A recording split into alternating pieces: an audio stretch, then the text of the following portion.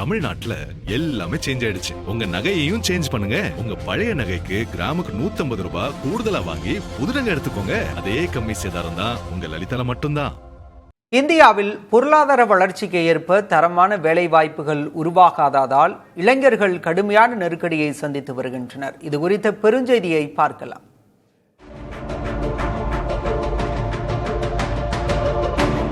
ஆண்டுக்கு சராசரியாக 7 விழுக்காடு ஜிடிபி வளர்ச்சியுடன் இந்தியா உலகின் மிக முக்கிய பொருளாதார சக்தியாக பார்க்கப்படுகிறது.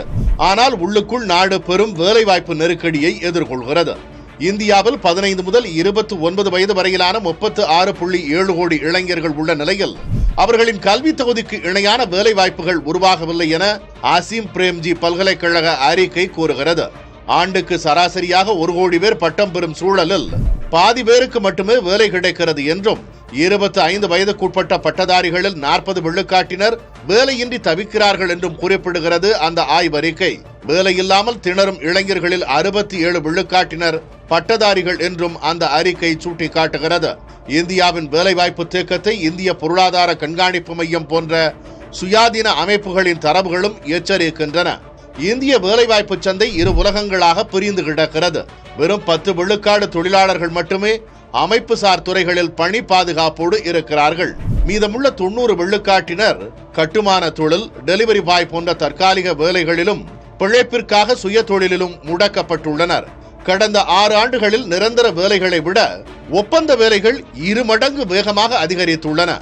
தவிர இந்தியர்களின் ஊதிய வளர்ச்சியும் பெரும் தேக்கம் கண்டுள்ளது. தற்போதைய ஜிடிபி வளர்ச்சி என்பது பொதுமக்களின் வருவாயை உயர்த்தாத மூலதன செறிவுமிக்க ஐடி, நிதித்துறை உள்ளிட்ட சேவை துறைகளையே பிரதானமாக நம்பியுள்ளது. வேலைவாய்ப்பு உருவாக்கம், ஏழை நடுத்தர மக்களை உயர்த்துவதற்கு தொழில்மயமாக்கலே முக்கிய வழி என கூறப்படும் நிலையில் இந்தியா உற்பத்தி துறையில் பின்தங்கியுள்ளது.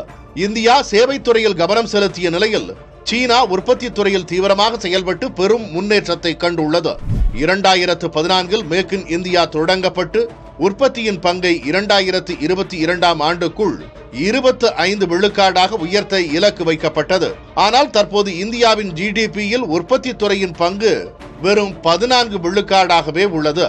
பன்னாட்டு நிறுவனங்கள் வியட்நாம், வங்கதேசம் நோக்கி செல்கின்றன.